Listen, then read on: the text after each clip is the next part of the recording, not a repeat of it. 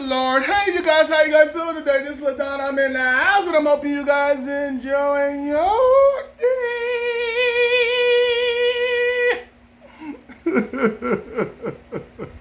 You guys like my head? Look at his head. His head is tight. Yeah. You don't see the smile on my face? Look. Yeah. But what I'm saying is this. What I want to talk about is them broke women. I'm sorry, not broke women. No, she's alcoholic. There, that's what I want to talk about. She is an alcoholic. Okay? An alcoholic. I remember that I met this one girl, and I during that time I lost my car. I didn't have no car no more, so I had to ride a bike. Yep, I had to ride my bike. And I met her on the train when I had my bike, and she had nowhere to go, and I had nowhere to go. I mean, she had a place to go, but I had a place to go too. I had my own place, so I was happy about that, but I was on the bike, and, I just took the nerve and like, hey, how you doing? I don't know, she might like the looks, or she might like the bike, but I don't know, but I got her number, and we started hanging out. I used to go see her all the time. But I had some money. I had a little money. I didn't have that much money, but I had money. And I used to go to this girl's house, I say 2 times a week, sometimes 3 times a week. I say 2 times a week. Because I was broke too. I didn't have any money. I didn't have no money. I did have a little money. I think I was working somewhere making a little money. But she was broke. She was broke. She was on government assistance, barely making. She was on Section 8. Low income housing. And I used to go over to her house and hang out with her. Real nice woman.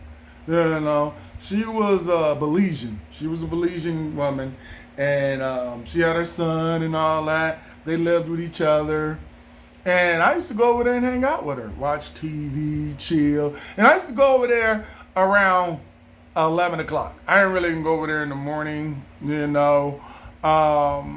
I went over there, yeah, and I did. And I used to go to her house and just hang out, watch TV and chill and just laugh, to pass time by, I barely had no money, but I had some money.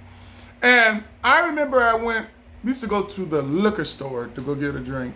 And she wanted a regular, like a wine. Just wine was back then, she didn't care what wine it was. It was like $3.99 at the time. And I bought it for her. And then she like, can I get some chips? And I bought her $3.99 chips and everything. And I used to do that. And we used to go back to her house and just chill and relax and have fun. So during that time, I was doing it for almost a year.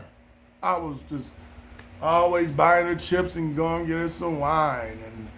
And then one day she came to my house, and what happened was I had some vodka, and she got mad at me for some reason, and she drank her wine, and when I was asleep, she poured the vodka inside the wine bottle, and I was like, really? And I was finding out that she drank a lot.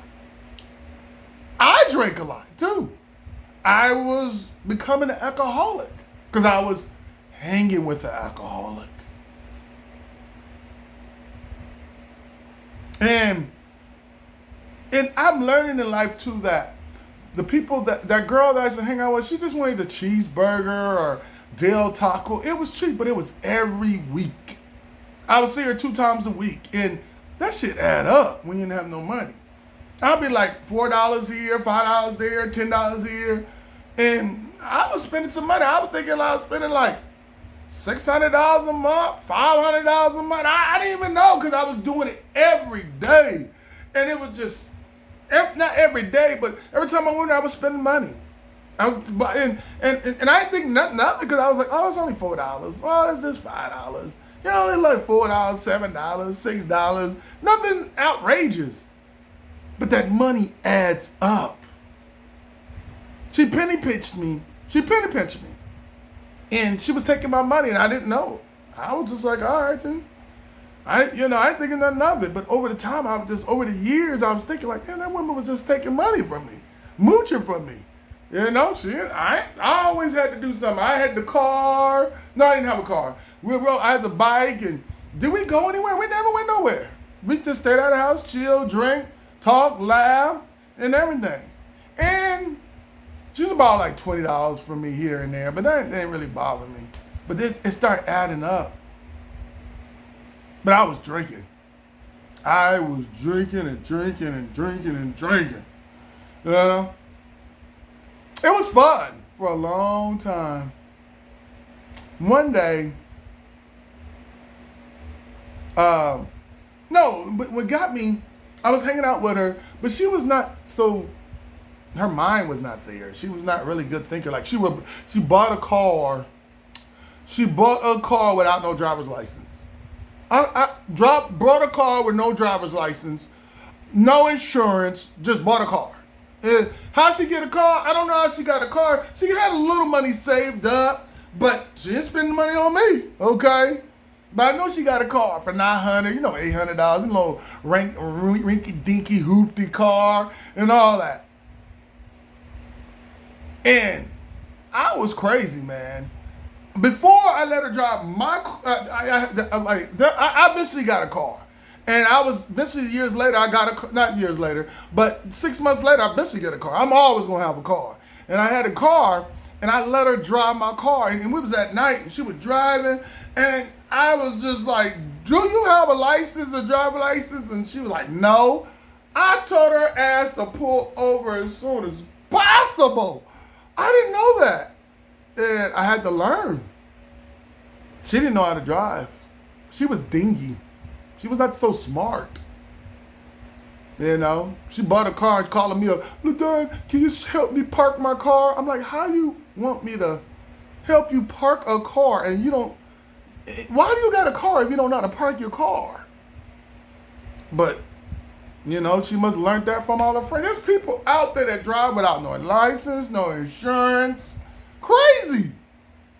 But they got to get around somehow. They get tired of the bus. They get tired of walking. Get tired of riding the bike. They're like, get a car and be careful. She always drove that in the morning. So thank God she didn't hit nobody or kill nobody or mess up anybody. She never got in an accident. So I was happy about that. She didn't drink and drive. She was a very good driver too. I was just like, how do you drive? But she was good at driving on the road. Not really. I'm gonna stop lying. Stop lying. She was not good at, somebody shouldn't, I don't know if she have a license to this day. I don't know if she went to study her license or not, but she was driving around. But I knew when I was with her, she had a car, but she always lost her car too. I don't know, because she always got them hoopies that break down. So she had to go, I know how she got her car.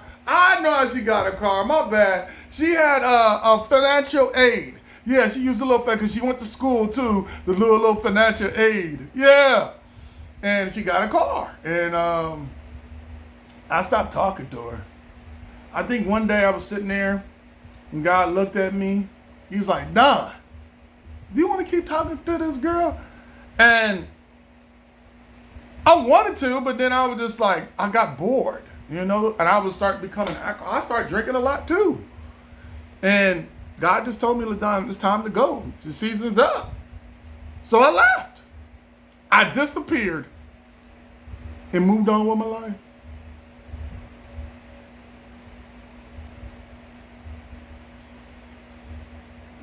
What I'm saying is was it fun during the time? It was, but when God tells you to move on, it's time to move on. You're going to go back to your vomit. And I thought but it was just a time and season for everything. But I learned there's penny pitchers out there. There's people out there that's broke. And you think $4, $5, $6, $7 here and there don't add up. It adds up. Because people that penny pitch from you, they don't take a lot of money, like $50, $80. No, they penny pitch from you. And then one day you look up and like, I spent all that damn money. Where my money going? Because they take your little money here, take your money there. You take a little meaning, like $5, $2. You don't think it's nothing. Oh, here you go. All right, $2, here you go. $10, here you go. $7, here you go. It's nothing, but it adds up. Especially me and her it added up. And I didn't know that, but it did. But I moved on. I decided to go back to see if it was going to work out. Workout means go back drinking and having a good time like we used to. And I found out it was not fun no more. God is right. You don't go back to your vomit. When God says that door to close, it's closed. Why are you going to let the door stay open? You know? It's time for you to go. It's time for you to go. Especially when God talks to you. You know, because we undecisive. Do I want to go? No, I want to stay. No, I want to go. No, I want to stay. When God tells you to go, it's time to go. Don't look back. Don't look back. Just keep going. Because God's trying to tell you something. But I think that was an easy story today. And I didn't want to be doing too much today. But it was just simple and easy. But stay away from alcoholics. Stay away from people that's broke. Especially alcoholics. Because you become an alcoholic too. Misery likes company. She didn't even believe in God too. I think that was the first woman she didn't believe. She was an atheist, she said to me. But there was stuff that she did believe, but she didn't believe it was God. You know, she said it was a spirit from the rocks or, whatever. But it is what it is. That's the first atheist woman I ever talked to. I don't know why I talked to her. I think I was bored. I had a bike. I didn't have really nothing to do. I barely had no money coming in. So I wasted time, and time went by fast for me. But it was good. But anyways, I just want you guys to know, hey, I think you already know. Stay away from alcoholics because they'll mess up your life. But anyways, what I want to say to you guys, I know it's a short video, whatever. But what I want to say to you guys, I had a damn good time.